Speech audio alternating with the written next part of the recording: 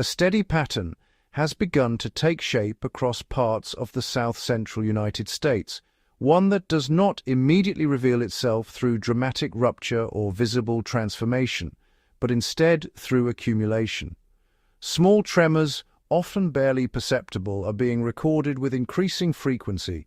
Instruments register movement where for decades there had been relative stillness. In regions not typically associated with persistent seismic activity, the data is changing. The shift is not defined by a single event, but by repetition and scale over time. What is driving this increase in earthquake activity across an area historically considered stable? Why are locations outside established fault zones now appearing in seismic records with growing regularity? And how does this pattern compare to what was observed in earlier decades? The south-central United States, encompassing states such as Oklahoma, Texas, Arkansas, Kansas, and Louisiana, sits far from the boundaries of major tectonic plates. Unlike California, where the Pacific and North American plates interact directly, this region lies within the interior of a single tectonic plate. Historically, this has meant fewer earthquakes and a lower overall seismic risk profile. The most notable exception has been the New Madrid seismic zone, a well-documented fault system stretching through parts of Missouri, Arkansas, Tennessee, and Kentucky. That zone has produced some of the most significant earthquakes in United States history, including a sequence in the early 19th century that reshaped sections of the Mississippi River. Outside of that area, seismic activity has traditionally been sparse. A comparison of earthquake records across two distinct 20-year intervals illustrates the scale of change. Between 1985 and 2005, approximately 500 earthquakes of magnitude 2.5 or greater were recorded across the broader south-central region. Only 2 of these events exceeded magnitude 5, and earthquakes reaching magnitude 4 were relatively uncommon. Activity remained largely concentrated along known geological structures, with minimal occurrences in states like Texas, Oklahoma, and northwest Louisiana. For most communities in these areas, earthquakes were rare enough to be considered anomalies rather than recurring events. That baseline began to shift in the mid-2000s. From 2005 through 2025, more than 15,000 earthquakes of magnitude 2.5 or greater were recorded across the same region.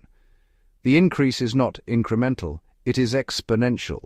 In addition to the rise in total numbers, the distribution of earthquakes expanded significantly. Clusters developed in central Oklahoma, southern Kansas, and western Texas. Seismic activity appeared near urban corridors, including areas surrounding Dallas and San Antonio. Northwest Louisiana, previously quiet in terms of seismic monitoring, began to register repeated events. East Texas similarly saw measurable increases. The rise is further emphasized when examining earthquakes of magnitude 3 or greater, which are more likely to be felt by people at the surface. Prior to the late 2000s, annual counts of such events were relatively low and stable. Beginning around 2008 or 2009, the number increased sharply. In several years during the early 2010s, the count exceeded 1,000 events annually across the region. Oklahoma, in particular, experienced a surge that brought its yearly totals above those recorded in California for earthquakes within the same magnitude range, despite the latter's position along an active plate boundary. This expansion in both frequency and geographic spread aligns closely with the timeline of intensified oil and gas development across the south-central United States. Advances in extraction technology enabled access to previously unreachable reserves, particularly within shale formations. 2 processes associated with this development are frequently examined in relation to increased seismic activity, hydraulic fracturing, and wastewater injection. Hydraulic fracturing involves drilling deep into sedimentary rock formations, often extending horizontally for distances that can reach several thousand feet or over 1,000 meters to maximize exposure to oil or gas-bearing layers. Once the well is established and reinforced, high-pressure fluid is injected into the rock to create fractures. These fractures allow hydrocarbons to flow more freely toward the wellbore, The process typically unfolds over a relatively short period, lasting from several hours to a few days. While it does generate seismic activity, these events are generally very small, often below magnitude 2, and rarely felt at the surface. Wastewater injection operates on a different scale, both in duration and in cumulative effect. During oil and gas extraction, large volumes of salt water are produced alongside hydrocarbons. This water must be disposed of in a controlled manner. The most common approach involves injecting it into deep underground formations through dedicated wells. These injections can continue continuously for years, sometimes exceeding a decade, depending on the lifespan of the production site. The mechanism by which wastewater injection can influence seismic activity is linked to pressure changes within the subsurface. When fluid is introduced into permeable rock layers, it can migrate outward from the injection point. If this migrating fluid encounters a fault, the increased pressure can reduce the friction that holds the fault surfaces in place. Under existing geological stress, even a small reduction in friction can allow the fault to slip. This slip releases energy in the form of an earthquake. Unlike hydraulic fracturing, which produces short-lived and localized pressure changes, wastewater injection creates sustained pressure increases over a broader area. The cumulative effect of continuous injection means that faults located miles away or several kilometers from the original well can eventually be affected. This explains why earthquakes are sometimes recorded at distances that do not directly correspond to the immediate vicinity of injection sites. Data comparisons reinforce the distinction between these processes. Regions with extensive wastewater injection operations tend to show higher rates of felt earthquakes, including events exceeding magnitude 5. In contrast, areas where hydraulic fracturing occurs without significant long-term fluid disposal typically do not exhibit the same level of seismic increase. The correlation between injection activity and earthquake frequency has become more evident as datasets have expanded over time. The transformation of seismic patterns in the south-central United States is also reflected in updated hazard assessments. Areas that were previously categorized as low risk are being re-evaluated based on observed changes in earthquake occurrence. Infrastructure considerations, including building standards and insurance frameworks, are gradually adapting to reflect these new conditions.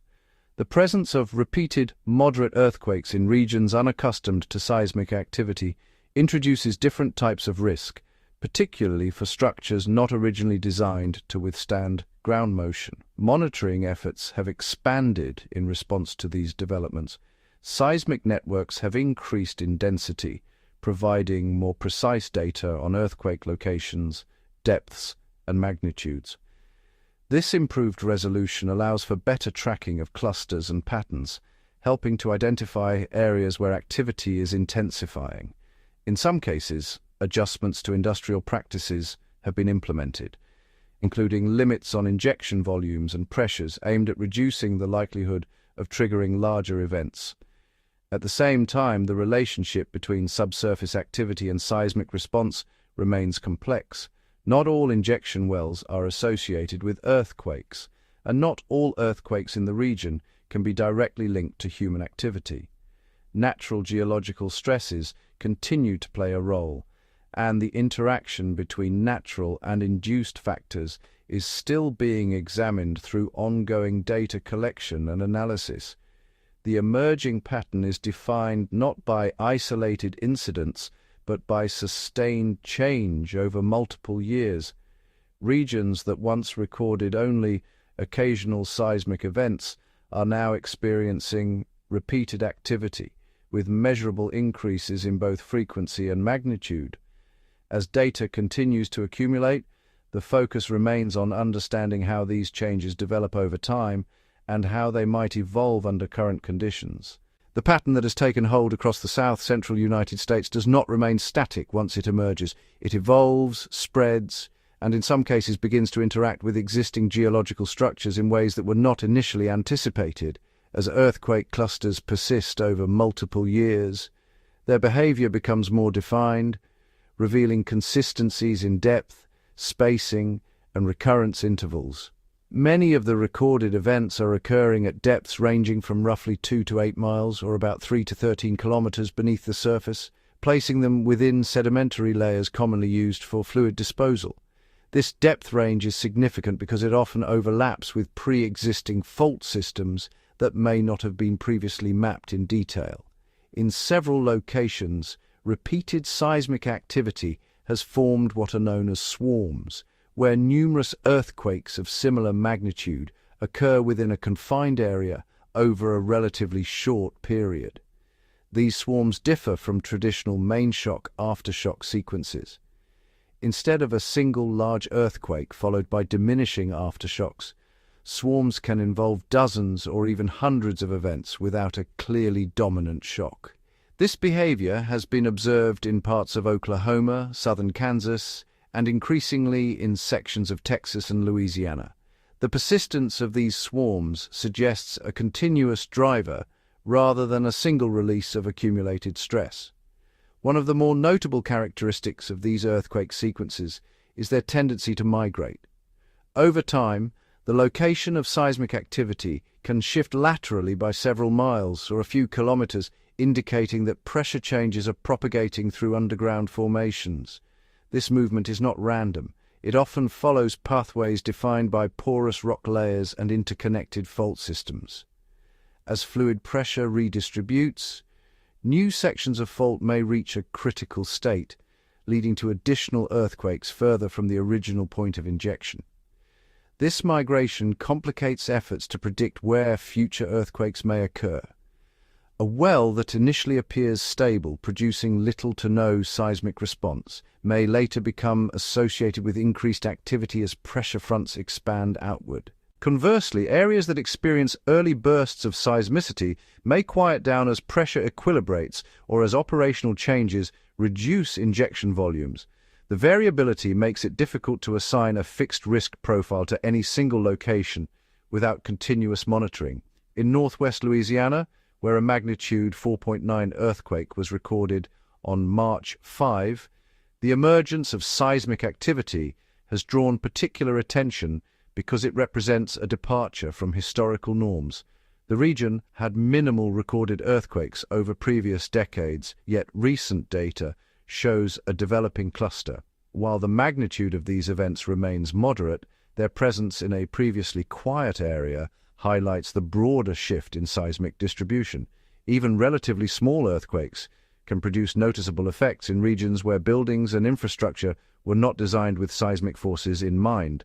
Across parts of Texas, including areas near Dallas and extending toward San Antonio, similar patterns have been observed. Earthquakes in these regions have generally remained below magnitude 5, yet their frequency has increased enough to draw attention from both monitoring agencies and local communities. Reports of minor structural impacts, such as cracked drywall, shifted foundations, and rattling windows, have become more common. These effects, while not catastrophic, represent a change in baseline conditions for areas unaccustomed to regular ground motion. The broader implications extend beyond immediate physical effects. Infrastructure systems, including pipelines, water distribution networks, and transportation corridors, are designed based on expected environmental conditions.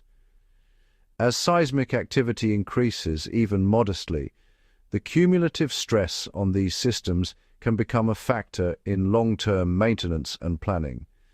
Small, repeated ground movements can contribute to material fatigue, particularly in older structures. Efforts to manage and mitigate these risks have taken several forms. In some regions, regulatory measures have been introduced to limit the volume and pressure of wastewater injection. In others, certain wells have been shut down or relocated after being linked to increased seismic activity.